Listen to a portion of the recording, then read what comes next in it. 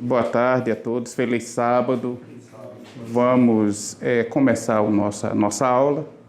Hoje nós iremos falar sobre os sinais vocálicos.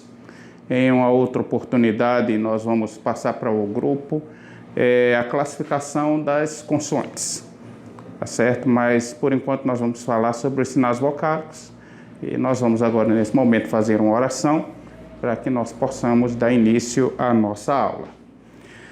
Nosso querido Deus e Pai, a nossa alegria, a nossa satisfação por estarmos reunidos em Teu nome para estudar a Tua Palavra, para estudar a língua original que foi escrita a Tua Palavra. Pedimos a Tua bênção sobre nós, guia-nos, orienta-nos, nós agradecemos em nome de Jesus. Amém. Quando nós começamos a falar em sinais vocálicos, nós queremos dar uma ênfase ao que em algum momento, em uma de nossas aulas, nós falamos sobre a questão dos maçoretas. A língua hebraica ela começou a ter uma decaída por causa da ascensão do aramaico. Eu acho que vocês já devem ter ouvido que muitas vezes as pessoas falam que os discípulos falavam em aramaico e tal, aquela coisa toda e tal. Claro, a ascensão do aramaico não se deu na época de Jesus. Ela veio de muito antes, quando o povo de Deus foi cativo em Babilônia. No momento do cativeiro babilônico, então o povo de Deus começou a perder a sua fluência na fala hebraica, por causa que os seus, vamos dizer assim, algozes, não é? Forçava que as coisas fossem, que a língua, assim como a religião, como a cultura, fosse abraçada pelos seus escravos, as nações que se tornavam escravas, para ficar melhor de governar as várias províncias. E o hebraico foi começando a perder, vamos dizer assim, o seu valor de fala, ficando apenas no valor religioso. No tempo de Jesus, por exemplo, já não se falava hebraico fluentemente. Só alguns lugares, alguns pontos da própria Judeia, de Jerusalém, principalmente ali os arredores, que em alguns cantinhos ali, algumas aldeias que mantinham o hebraico como língua falada. E o aramaico, já vindo desde séculos, através dos medos e da Babilônia, medos e persas e assim por diante, criou-se, vamos dizer assim, a fluência do aramaico. Para falar a verdade, o hebraico veio se tornar uma língua morta a partir do ano 200 da nossa era. Então, a partir do ano 200 da nossa era, o hebraico praticamente era falado apenas em algumas aldeias e dentro do templo, que, é claro, no ano 200 já não existia mais. Mas existiam os religiosos e as sinagogas. Então, nas sinagogas ainda era falado o hebraico. Mas o povo já no ano 200, a partir do final do primeiro século e início do segundo, já não conhecia mais, já não tinha mais fluência na língua hebraica. E aí foi passando-se o tempo, né? O aramaico tomou posse, já vinha tomando posse antes. A maioria do povo da Galileia e da Judéia falava o aramaico, e o aramaico, naquela época de Jesus, já tinha algumas, como é que a gente pode dizer assim, havia sido criados algumas outras raízes do aramaico, ou dialetos, fica mais fácil de entender assim. E esses dialetos começaram a se espalhar. É tanto que nós podemos ter uma ideia disso, como quando, por exemplo, Pedro, naquele momento ali da negação de Jesus por parte de Pedro, em um dado momento, o Evangelho de Lucas fala sobre isso, diz que ele estava ali no meio e em um dado momento alguém disse assim: você estava com ele, porque a sua forma de falar está dizendo. Então, quer dizer, a forma de Pedro, o dialeto aramaico de Pedro, era um pouquinho diferente do dialeto que se estava falando lá. Então percebeu-se que ele era galileu, por causa do aramaico que ele estava falando. Entende? Então por aí a gente percebe que havia já esses dialetos aí do aramaico e tal, e o hebraico estava se segurando no templo e em algumas aldeias pertinho de Jerusalém. Então, vindo através disso, começa o hebraico a declinar. E chega um momento em que havia dificuldade até de se ler as Sagradas Escrituras. E como o texto a gente já viu aqui na aula passada, e como o texto foi escrito em um hebraico sem vocalização, ou seja, sem vogal, então agora houve uma preocupação, porque como a língua estava tendo uma decaída, então havia uma preocupação de agora as pessoas não saberem mais nem ler o texto. Então daí veio a ideia de sábios que se juntaram para pegar o texto e tornar o texto de uma forma que ele pudesse ser lido. Então aí começou a vocalização. Mas isso se deu gradativamente. Foi entre o 5º e o 10º século da nossa era agora, em que os maçoretas, chamados maçoretas, começaram a vocalizar o texto. O texto em si, priorizando novamente, o texto em si, ele não tem vogais. Alguém certa vez disse até assim, olha, o texto inspirado não tem vogal. As vogais foram colocadas, mas não pelos apóstolos, não pelos profetas que escreveram, não os autógrafos, né? Mas foram colocadas depois para que pudesse ser lido o texto. Então nós vamos nessa tarde ver um pouquinho sobre os sinais vocálicos. Aqui, como nós já colocamos aqui, mais ou menos ali eu coloquei século VII, mas não é o século V. Eu já fiz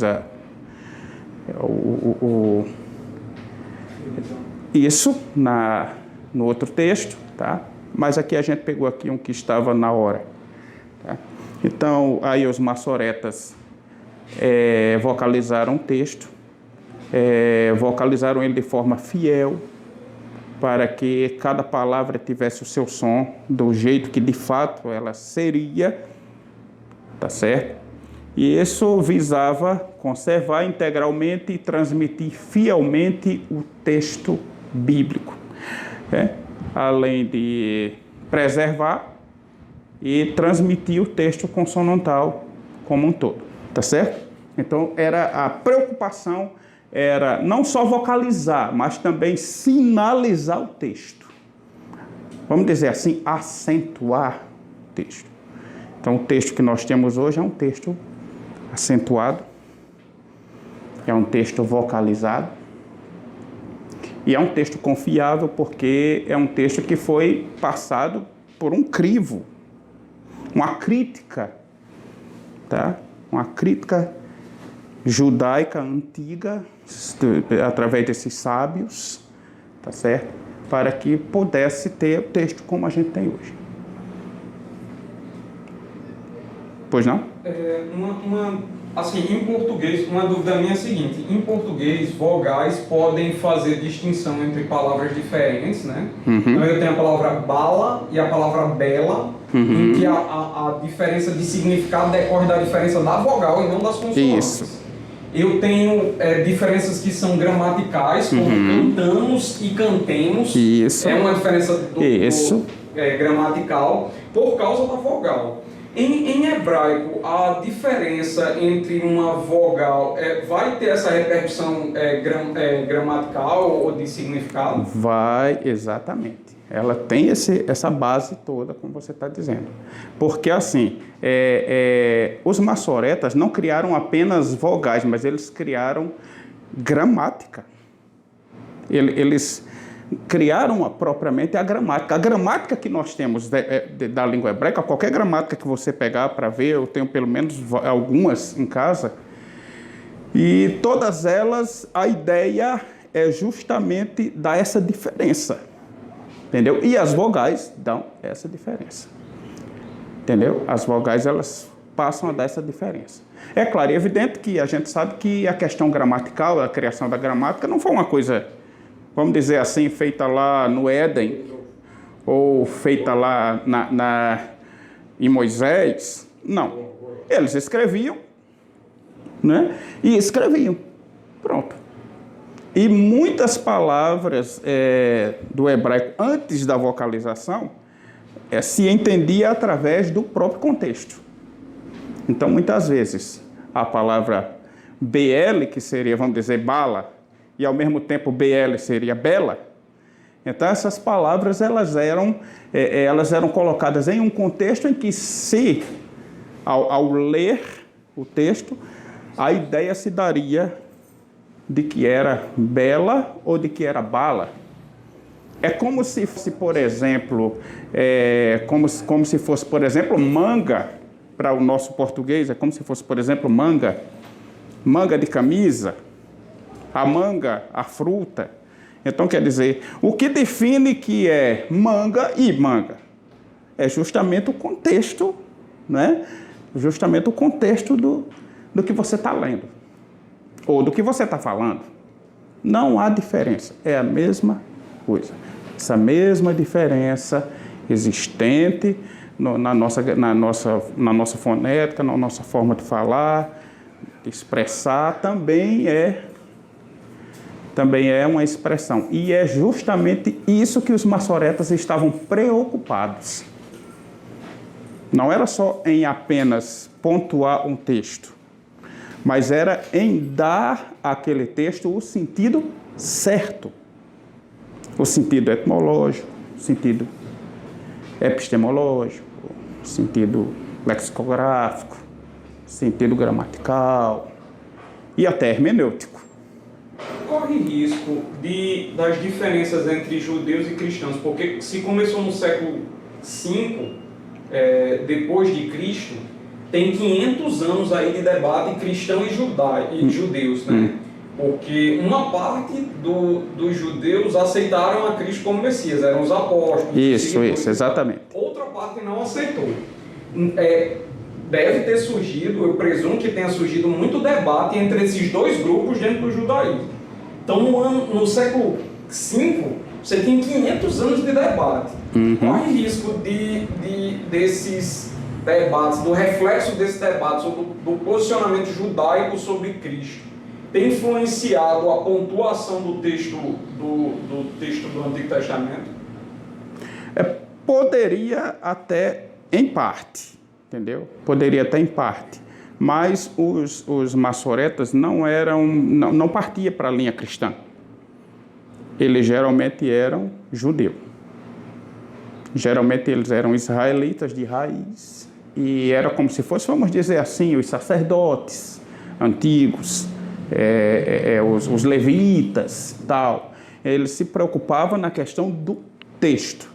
Eles não estavam preocupados na questão da religiosidade, não estavam preocupados nessa questão messiânica ou qualquer coisa dessa natureza. Não, eles estavam preocupados com o texto.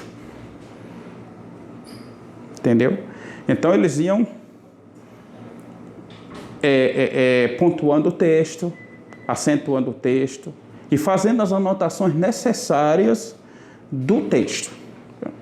Aí depois disso, depois que o texto estava preparado, esse texto ficou preparado dessa forma lá pelo ano 900 da nossa era, né? Então já tinha passado muita coisa, o cristianismo já tinha andado bastante, já tinha os evangelhos no grego, né?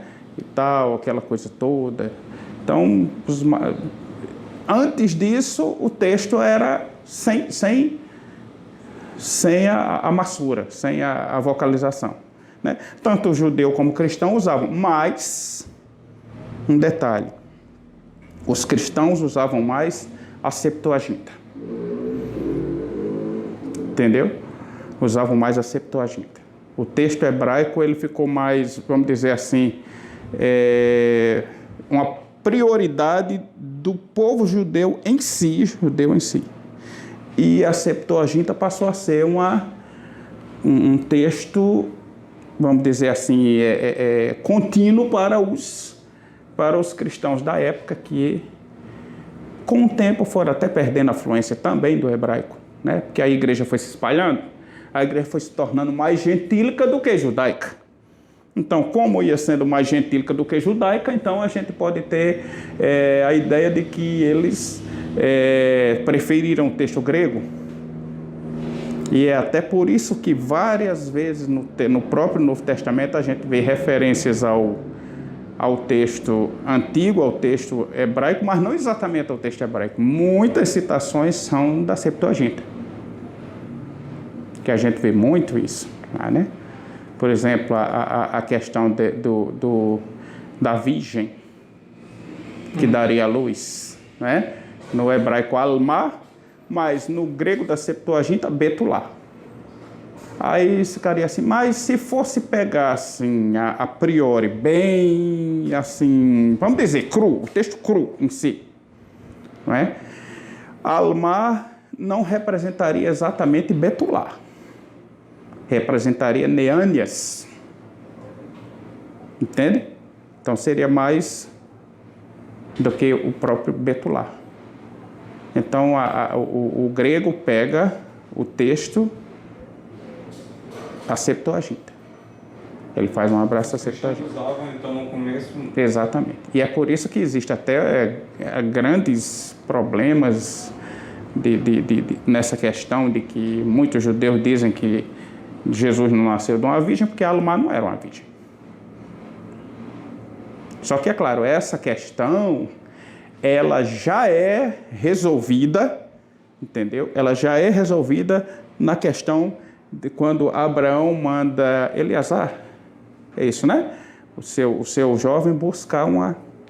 Ali resolve-se essa questão, que em uma outra aula eu posso trazer para mostrar a vocês, que resolve essa questão. Entendeu? Do texto em si. E mostra que, de fato, Alma era virgem. Entendeu? Você analisando esse texto, o texto hebraico. Você vai analisar o texto hebraico. Entende? Então, mas causou alguns problemas por causa disso. Aí nós viemos ter um texto realmente hebraico à disposição do cristianismo, depois que ele já estava vocalizado. Então não corre risco do texto vocalizado ter sido vocalizado de uma forma específica para apagar o valor messiânico de alguma passagem? Isso não. Isso pode acontecer na aplicação em que os judeus que não têm Jesus como Messias fazem do texto. Como, por exemplo, nós temos a Bíblia hebraica traduzida para o português, que você pode comprar na Cefé. E ela pega Isaías 53 e coloca o servo sofredor de Isaías 53 como sendo o povo de Israel. Então ela faz vamos dizer assim, se ajeitar. Porque aí, fazendo dessa forma, ele tira completamente a ideia do que o texto está dizendo de fato. Porque se você pegar o texto hebraico em si, ele não está falando de Israel. Não, ele já mandou uma pessoa. Mas o texto da Cefé traduz para o português como se estivesse referindo-se ao povo de Israel. Aí isso aí deixa o quê? Já faz a dicotomia, né? Já é feita uma dicotomia da situação. Né? Então aí vai... Essas questões assim mais hermenêutica e interpretativa não se deram por causa do texto, mas por causa da interpretação baseada na religiosidade e nas colocações religiosas, tanto de judeu como de cristão. Que, é claro, não é o caso nosso que a gente está tratando, mas é bom a gente ter uma ideia disso aí também. É muito bom a gente ter essa ideia. Então, aqui nós queríamos falar um pouco sobre as matrielectiones. O que são matrielectiones?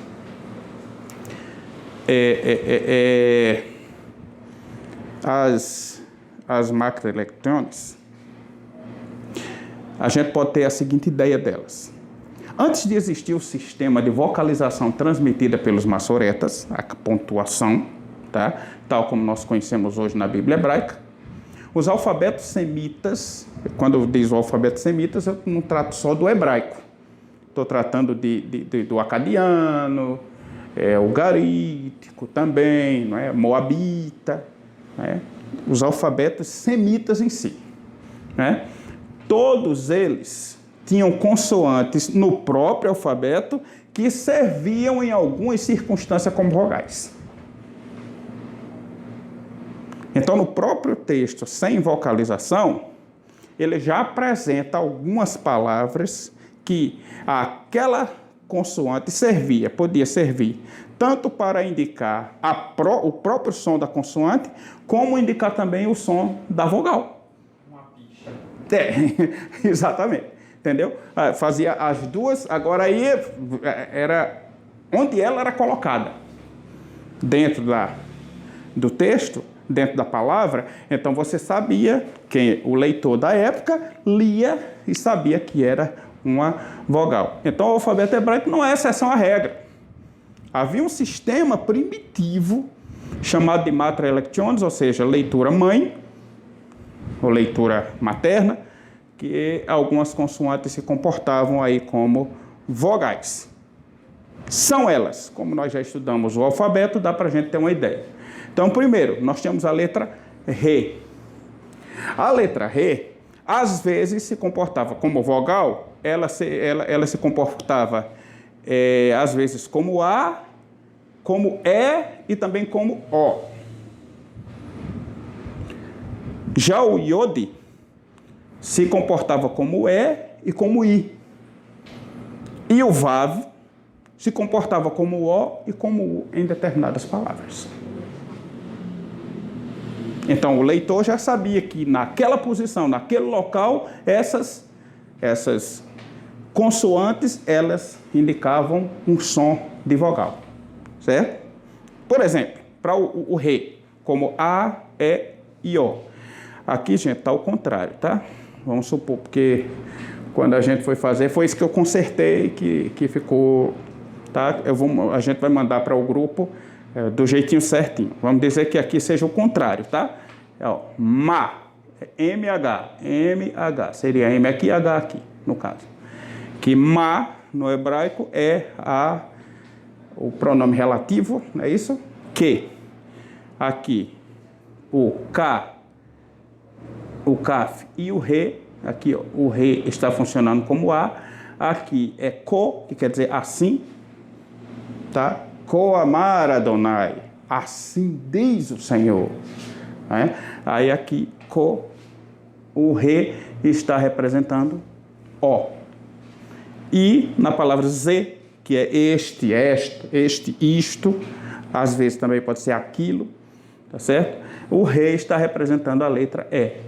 Então, nós temos Ma, temos Ko e temos Z, todos escritos com a letra Re. Então, quer dizer, esse Re estaria, para quem lesse o texto sem vocalização, então já sabia que nessa formação, MH é Ma e KH é Ko e ZH é Z.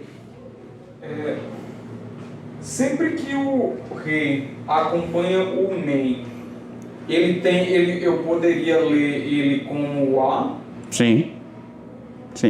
Aí, o que a vocalização fez? O que a vocalização fez nesses aqui que já tinha? Eles acrescentaram a vogal embaixo. Entende? Eles acrescentaram a vogal embaixo, mas aqui ficou do mesmo jeitinho, porque não se pode mexer no texto, porque o texto é sagrado. Você já ouviu falar em algumas coisas que a gente já ouve muita coisa na internet falando sobre a mudança que querem fazer do texto da Bíblia, não já? Eu creio que vocês que estão nos assistindo também já devem ter ouvido falar bastante sobre mudanças no texto. Porque o fulano vai mudar, vai fazer um texto diferente. Bom, ele pode fazer uma tradução diferente. Mas o texto hebraico, ele não pode mudar o texto hebraico. Para fazer uma Bíblia diferente, seria necessário que o texto fosse renovado aonde? Lá, na origem. O máximo que se pode fazer é uma tradução diferente. Vamos mudar o texto oficial. Então vamos tirar aqui, por exemplo, aqueles textos que vamos dizer assim, falem uma coisa que o povo não quer mais ouvir. Não. Pode fazer uma tradução se quiser. Pode fazer uma tradução baseada no que você quiser. A gente não tem a que chama a tradução do Novo Mundo? Que a igreja pegou e fez a sua tradução. Tá, ele fez a tradução dele. Mas ele mudou o texto lá, na origem? Não, ele não pode mudar o texto na origem. Então, para se fazer uma mudança no texto, teria que se fazer uma mudança na inspiração e na origem. Então não tem como mudar. E, gente, é exatamente por isso que eu aconselho a ter quem puder, ter o original hebraico do Antigo Testamento, o original grego do Novo Testamento, porque eles não podem ser mudados. Você pode mudar uma tradução, mas o original você não pode mudar, porque não está sob seu poder. O texto mais antigo que nós temos em comparação com o texto hebraico mais próximo, que é o do ano 900, é o texto do Mar Morto. Vai mudar o texto do Mar Morto como? Não tem como você fazer mudança no texto do Mar Morto. Não tem como você fazer mudança no texto da Bíblia Hebraica Stuttgartense. Não tem como você mudar o texto da Bíblia Hebraica Quinta. Não tem como você mudar o Códice de Leningrado, o Códice de Alepo. Não tem como você mudar. Porque lá é a raiz. Como? Não tem como mudar. Pode fazer uma tradução, pode fazer o que quiser, mas não pode mudar. Assim compreendiam também os maçoretas. Não podia. Então ele não podia simplesmente vocalizar aqui com um A e tirar esse H daqui. Não. Porque no original está lá. Ele não podia fazer isso. Então, eles acrescentaram o ponto aqui, aqui e aqui, mas eles não tiraram o re, porque o re é propriedade original do texto. Não se pode mudar. Para a vogal I e para a vogal E, nós temos, por exemplo, Mi, que é uma pergunta, quem? Pequeno detalhe. Nós não vamos encontrar na Bíblia hebraica a vocalização que nós encontramos na nossa Bíblia em português. Ou seja, você não vai encontrar interrogação na Bíblia hebraica. Você não vai encontrar exclamação na Bíblia hebraica. Você não vai encontrar ponto final ou vírgula ou ponto e vírgula em si no texto original? Não. No texto de hoje da Bíblia Stuttgartense também não. Mas aí o judeu lá, o israelense lá que hoje fala hebraico, ele usa? Usa. No texto comum do dia a dia? Usa. Todos os sinais que nós temos num texto lá tem, mas no texto da Bíblia não. E é exatamente por isso existia as partículas interrogativas. No caso, mi é uma partícula interrogativa. O que é? Miatá. Quem é você? Entende? Mianarno. Quem somos nós? Mas a interrogação era feita através dessa partícula interrogativa. Mi. Aí nós temos aqui, ó, Benei, filhos de. Benei, então, ó, o iode como I e o iode como E. Benei seria filhos de. É um que a gente chama de construto, gramaticalmente falando. É o sentido de pertença. Então, Benei Israel, filhos de Israel. Benei Brasil, filhos do Brasil. E assim por diante. Tá certo? Então, deu para perceber aqui, né? pela lógica, onde eles se encaixam se o texto, no tempo em que o texto não era vocalizado.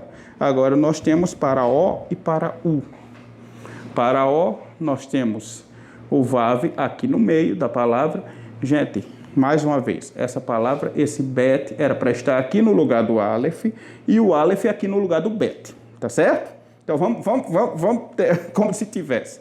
Então aqui nós temos o verbo bo. O verbo bo é o verbo vir, voltar. Tá certo? Há uma coisa bem interessante aqui. O verbo bo, ele é usado no Antigo Testamento para algumas várias colocações, mas dentro dessas colocações está a vinda do Messias. Agora, o interessante é que no Novo Testamento hebraico, não no Novo Testamento grego, no Novo Testamento hebraico é usado um outro termo para a volta de Jesus, que também é voltar. Mas é usado um outro termo. Isso aí depois a gente pode analisar, discutir, ver isso aí. Então, mas aqui o importante aqui é que esse vav representa o O. Tá certo? E aqui está errado o nome. Eu consertei, mas está errado. Aqui está aparecendo 3 vav, mas não é. Tá certo? Na realidade, aqui era para ser um samer, aquele Szinho que é arredondado, que a gente viu, que é redondo. Isso, é redondo e dá aquela puxadinha. Então, seria aqui um S e aqui também um S. Só o vav seria apenas esse aqui. Tá certo? Que é sus. Sus, em hebraico, é cavalo. Tá certo? Então, tem isso aí. Tá bom? Sendo dito isso, então, vamos passar a forma de vogais que foi passado pelos maçoretas, por aqui nós vamos encontrar dentro do texto. Tá certo? Então, nós temos, dentro desse contexto, aqui é nikud, tá certo? Que significa vogais. Então, no sistema maçorético, aqui está tudo o contrário, vocês estão vendo? O sistema maçorético de vocalização do texto consonantal da Bíblia hebraica. No exemplo disso aqui está aquele texto que a gente colocou sempre na entrada dos nossos slides, que é Bereshit bara Elohim et hashamayim vet haaretz. Sem a vocalização seria isso.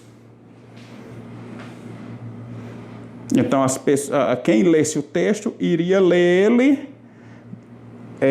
Algumas pessoas já chegaram a dizer que o povo israelense é um povo, no passado e hoje em dia também, muito inteligente, porque eles conseguiam gravar. Então, é como se a gente vê a palavra 100, e toda vida que ela aparecer, a gente saber que é 100. Se tirar esse E daqui, de repente, e deixar só o SM e ficar 100, dizendo pra gente, 100, chega um momento que automaticamente, se você vê o S e o M, você vê na sua mente o quê? 100. Então, o texto era assim, eles eram gravados. Em português, isso acontece hoje na linguagem da internet. Da internet. Você vê, sei lá, alguém marca um compromisso, a pessoa não chega, aí a pessoa escreve lá K, as consoantes, né? K, D, V, C. Isso. Aí você já entendeu a frase. Já entendeu a frase. Né? Cadê você? Isso. Vamos dizer que eles já tivessem essa linguagem da internet no passado. Então, eles gravavam as palavras e ele sabia que toda vida que aparecesse essa aqui era Bereshit. Toda vida que aparecesse essa era Bará. Aqui Elohim, aqui Et, aqui Hashamai, aqui Vet, Allah, Haaretz. Então, ia estar. Só que é claro, eles veriam assim. Se fossem letras em português. Então, eles veriam assim. E esse aqui é igual a isso aqui. Agora, tentem ler aí. Tentem ler aí, vocês que estão vendo aí na internet. Tentem ler. Né? A gente percebe que parece meio desorganizado. E é exatamente para evitar que o povo não conseguisse mais ler assim e começasse a ver as letras assim fora de vamos dizer assim, de local, de lugar e etc. Foi por isso que os maçoretas criaram um sistema de vocalização. Aqui está, mas infelizmente ficou todo embaralhado. Eu já consertei, mas não está aqui. Que nós encontramos o mesmo texto lá, só que agora vocalizado. Vocês podem perceber as vogais que são colocadas como pontos em cima e embaixo da palavra, para que o texto não seja mexido, tá? Para que o texto não possa ser mexido de jeito nenhum. Então o texto pontuado e o texto não pontuado têm o mesmo tamanho, né? Tem o mesmo tamanho, mesma forma, do mesmo jeitinho que é.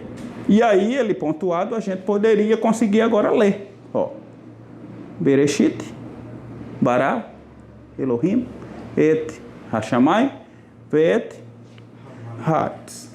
Não ficou mais fácil do que o texto lá, do que esse texto aqui?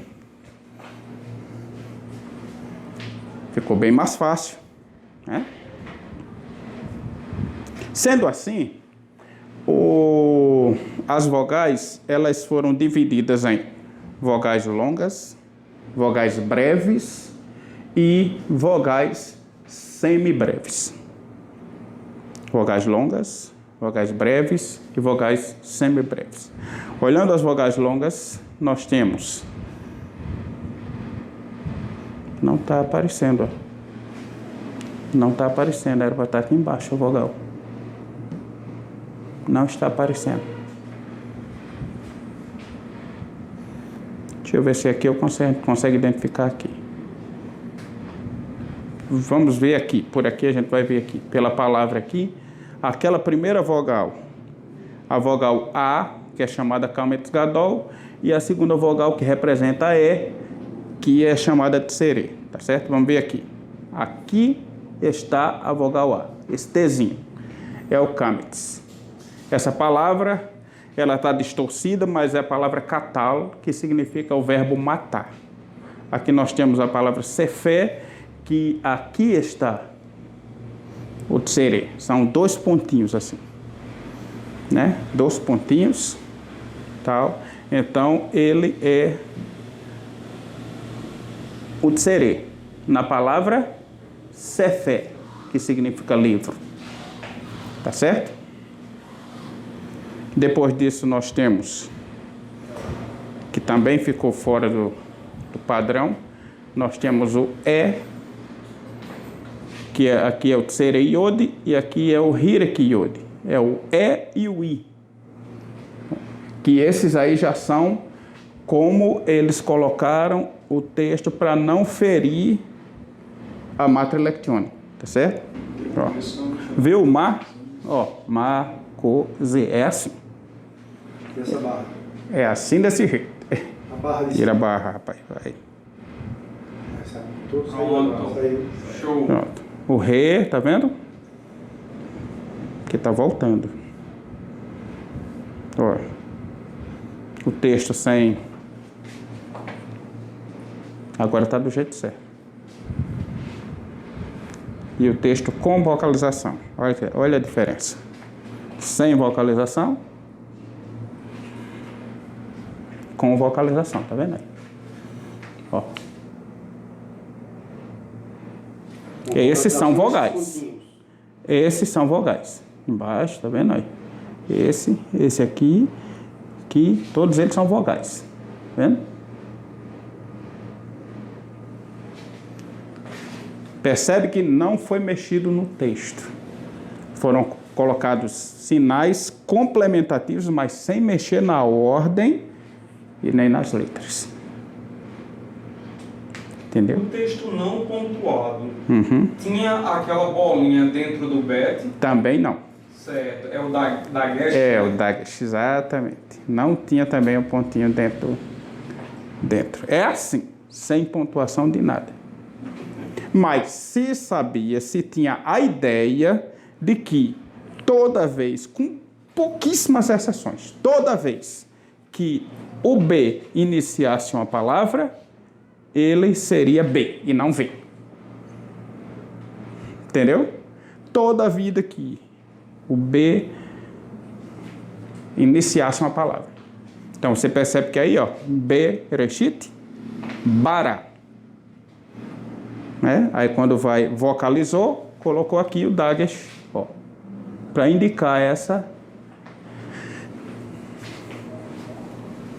forma, essa pronúncia explosiva da palavra, da consoante, certo? Que a gente já viu a questão das matrilectiones, a gente já viu lá, inclusive aqui tem aquela, olha, mi e benei, agora ficou melhor de entender. Só está um pouquinho fora, mas a gente vai ajeitando, viu? Um pouquinho está fora, mas a gente vai ajeitando. Os maçoretas é chamado em hebraico de Baal Hamassora. Baal, ao contrário na Bíblia, ele apresenta sempre como o nome do ídolo, entendeu? Mas ele não é apenas o nome do ídolo. Ele passou a ser o nome do ídolo. É como, por exemplo, a gente chamar assim, que a gente chama Seu José, né? Mas na realidade é Senhor José, né? Então... Cancelado.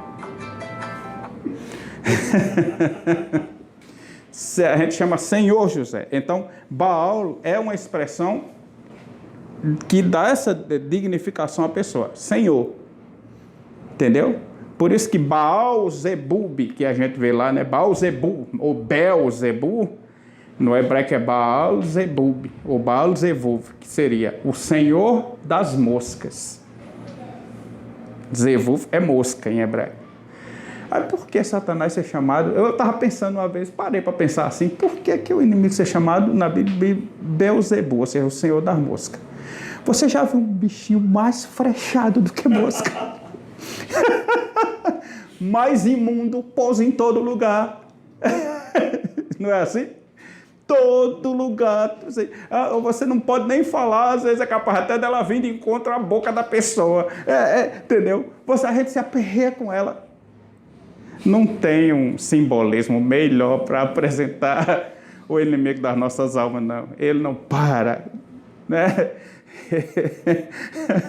Por isso Beelzebub ou Baal-Zevuv. Aqui seria mais ou menos o seguinte: o Senhor, aí Massorá é tradição, a palavra seria essa. Seria senhores tradicionais. Literalmente falando, seria mais ou menos isso. Senhores tradicionais, ou senhor tradicional, que é porque eles estavam tratando de uma tradição que seria colocado para ajudar na leitura do texto. Por isso que, com muita, vamos dizer assim, desenvoltura e verdade, a pessoa que disse o texto inspirado é o texto que não está. Aliás, a inspiração é do texto consonantal sem a vogal. As vogais entram depois, então as vogais não é uma inspiração. Mas a vogal é necessária para que a gente possa ler, né? Para nós ocidentais.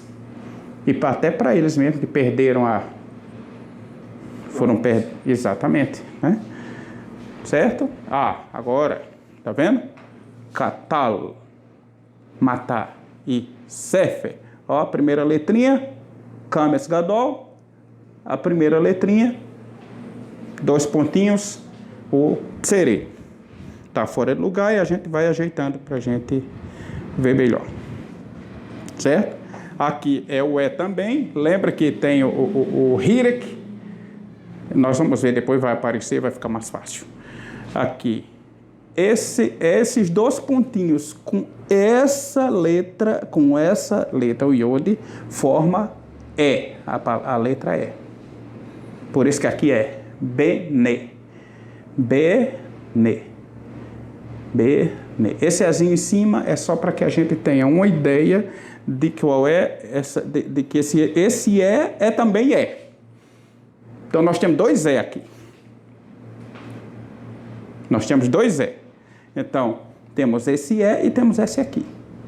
Sim, então esse E pequenininho, ele serve apenas para dizer que é um E diferente. Isso.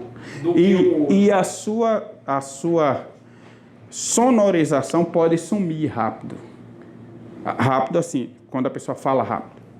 Entendeu? Nós falamos Benei, mas se estiver assim, falando rápido, porque o Bnei Israel.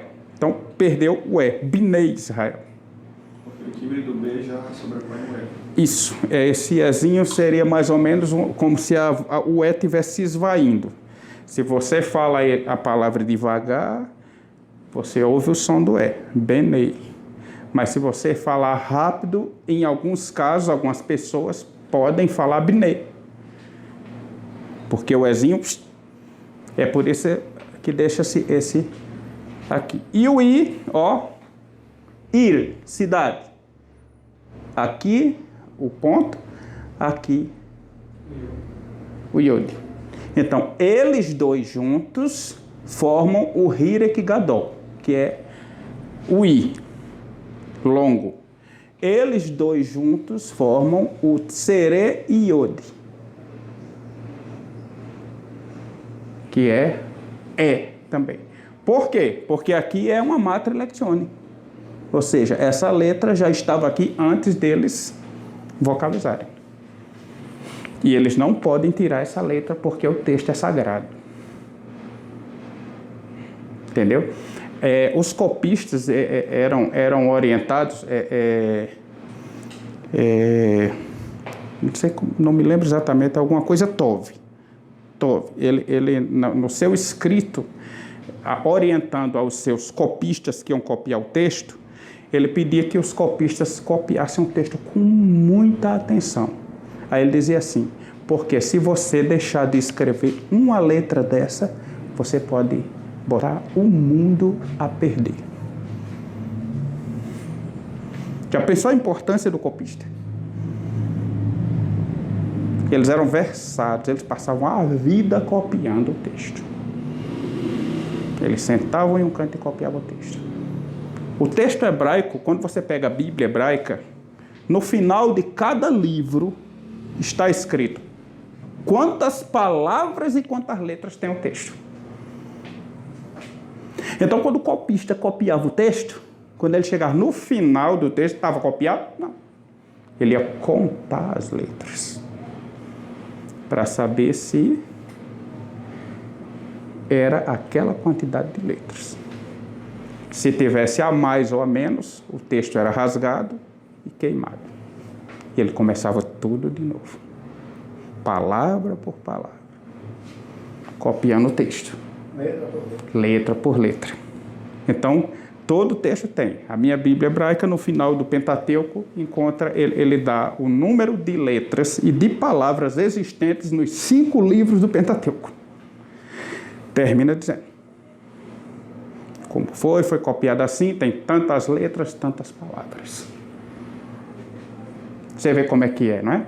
Aí, uma certa vez, um professor meu falou até que essa era a diferença entre o texto hebraico e o texto grego.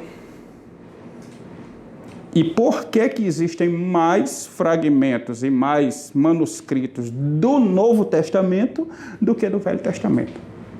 E por que há diferenças mais nesses manuscritos do Novo Testamento do que no do Velho Testamento? Porque no Novo Testamento quem copiou foram os cristãos. E os cristãos parece que eram meio desatentos. Entendeu? Eram meio desatentos para escrever o texto. Enquanto que o povo judeu tinham pessoas específicas. Não era qualquer pessoa que copiava um texto. Um texto da Bíblia hebraica era escrito por copista. Não se permitia que outra pessoa pegasse no texto para copiar.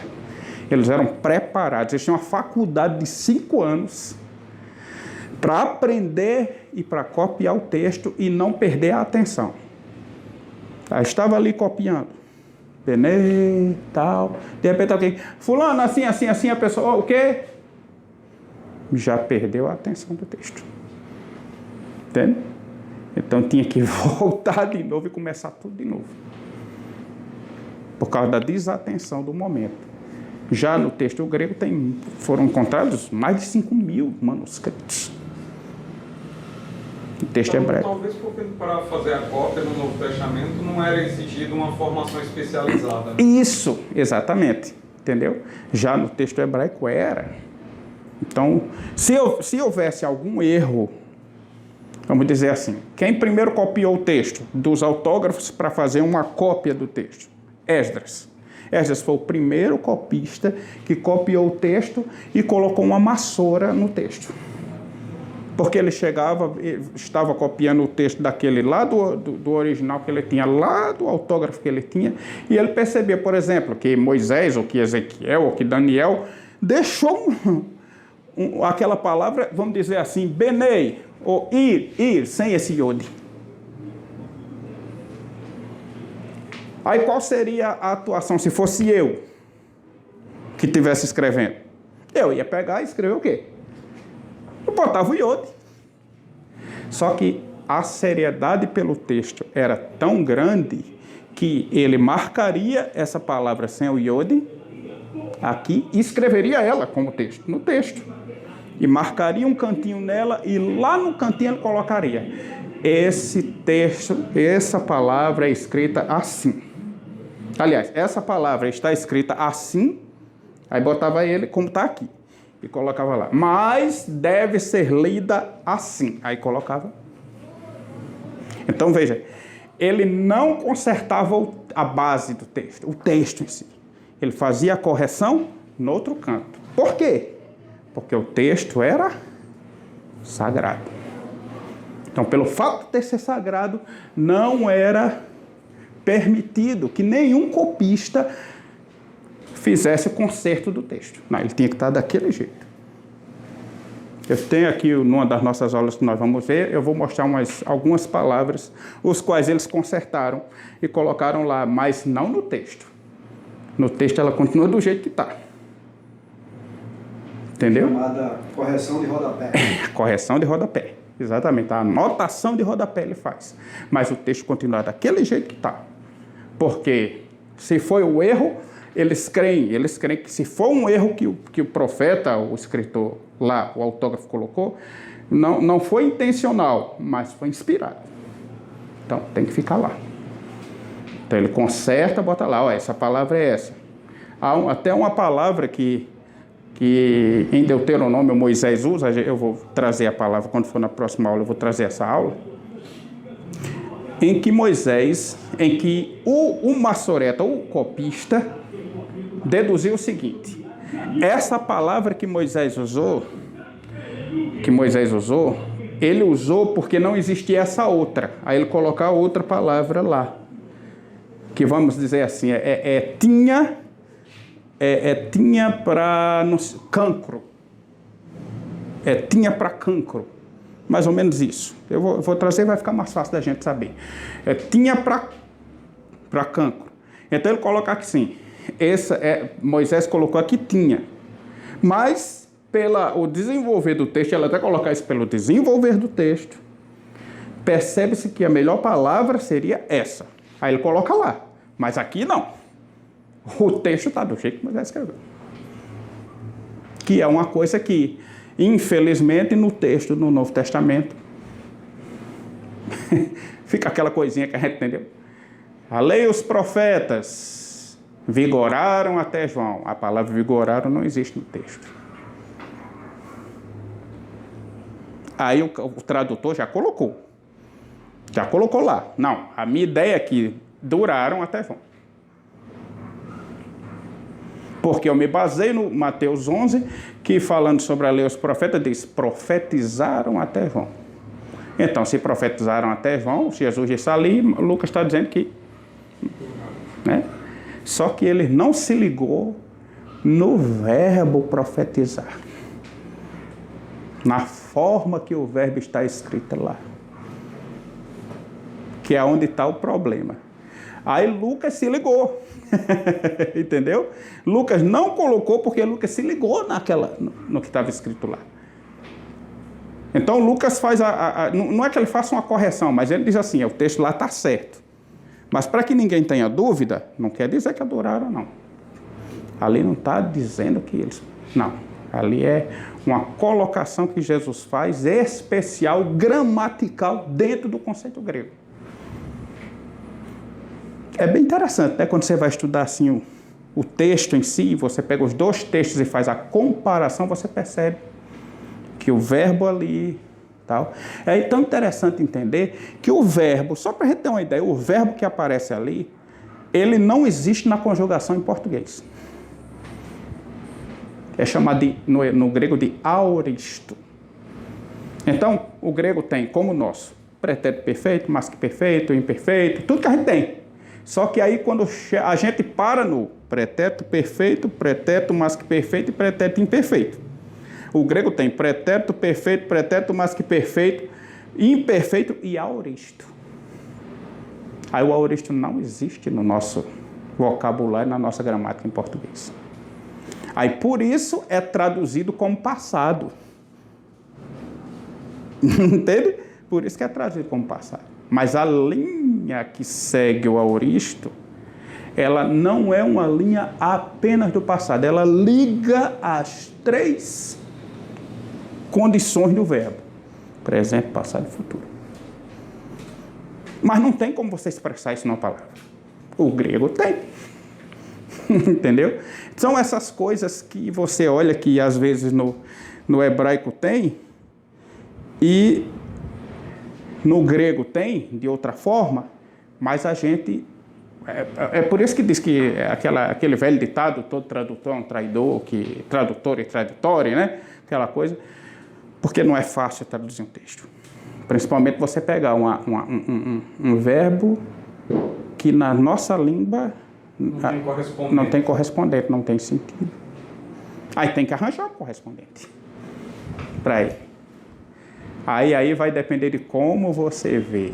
Bom, se você quer que a lei de Deus tenha um fim, então você traduz aquilo como passado.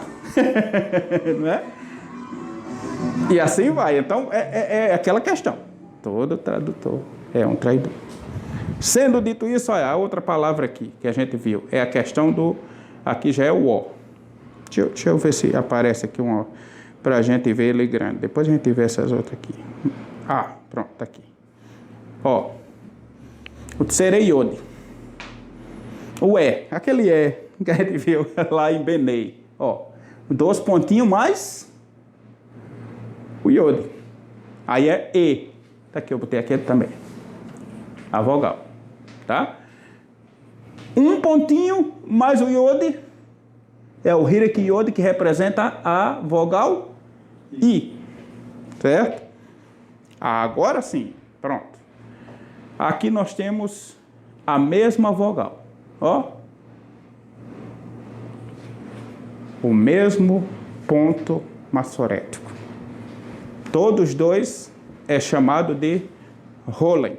Tá certo? Tá aqui. Esse é Rolen e esse é Rolen Vav. Por quê? Agora eu acho que dá para dizer, não dá? Porque o Vav serve como matéria. Isso. Porque antes de existir a vocalização, esse Vav aqui estava indicando que ele não era um V, mas ele era o O. Aí o que o Massoreta fez? Só fez um pontinho aqui em cima, que é para você entender que esse pontinho mais essa é o O. Mas que também ele pode ser escrito só o ponto. Onde o Vav não apareceu. Onde o Vav não apareceu. Se o Vav não apareceu e apareceu esse pontinho, é um O. Se o Vav apareceu com esse pontinho, é um O também. A gente chama, gramaticalmente falando, de escrita defectiva. Aqui seria a escrita absoluta, a escrita total, vamos dizer assim, e aqui seria defectiva, porque só tem um pontinho. Tá certo? Mas é o mesmo, ó. É o O e é o O. São longos do mesmo jeito, né? As vogais longas, são do mesmo jeito, a vogal longa, certo? E, finalmente, a letra U. Aonde agora está o pontinho? Embaixo. No meio, né? Embaixo, mas no meio. Aí aqui, toda a vida que você via essa letrinha. Ah, detalhe. Vai acontecer situações onde essa letrinha aqui não vai ser U. Vai ser um V. Mas a gente vai entender depois. Primeiro, vamos começar vamos começar de baixo, né? Do alicerce, né? Que é para não dar dor de cabeça. Aqui nós temos a letra U. que é chamado de shurek. Shurek é o vav com o sinal vocálico no meio, para indicar que é a letra O. Só assim. Quando se fala de vogal breve e vogal longa, está falando da duração do som? É. Só que tem um pequeno detalhe, que eu estive nos meus estudos fazendo sobre isso aí, é o seguinte. Hoje, é por isso que eu falei no princípio que o hebraico moderno é diferente do hebraico bíblico. Hoje, muitas dessas letras não têm esse sentido. Porque até a quarta série, ou quinta série do primeiro grau, o israelense, ele aprende com sinal vocálico. Então, os livros, tudo está lá com sinalzinho vocálico e tal. Mas depois, a partir da sexta série, os sinais vocálicos somem. Então, ele volta a olhar o texto consonantal sem vogal. Então, o que é que acontece? Tanto faz para ele o longo como o breve. Como para a gente também. Baú. Um breve, né? Mas por que a gente... Longo, né? Por que a gente sabe que é um longo? Por causa do sinal, né? Baú. Está lá o agudo, indicando que aquela letra tem um som mais... Né? Mas tem outras palavras que você vê com o que você percebe que ele não é. No caso do português, a indicação é mais em relação à tonicidade. Exato. Do que a duração. Isso. Ele tem, na hora de você emitir aquela vogal, você dá uma força maior, né? Isso. Né? No caso do longo seria em baú e o breve seria em céu. Né? Céu. Baú. Aí é mais exatamente a questão da tonicidade. No hebraico teria a diferença de que você veria pela letra. Mas isso eu digo referindo-me ao hebraico bíblico. O hebraico moderno não tem. Certo? Gente, eu poderia ir mais para frente, mas eu estou vendo que a nossa hora está chegando. Então a gente não pode passar da nossa hora, né? Pois é. Tá certo? Então a gente tem que seguir uma linha. Então, na próxima aula, que a gente vai ter o próximo mês, eu vou trazer o restante, a gente vai entrar no restante dessas vogais, que agora a gente vai entrar nas breves. Nós chegamos na longa, terminamos a longa, né? Kames Gadol, Tsere, Hirekiode, Tsereiode, depois passamos para o Rolen e finalizamos com Shurek, tá certo?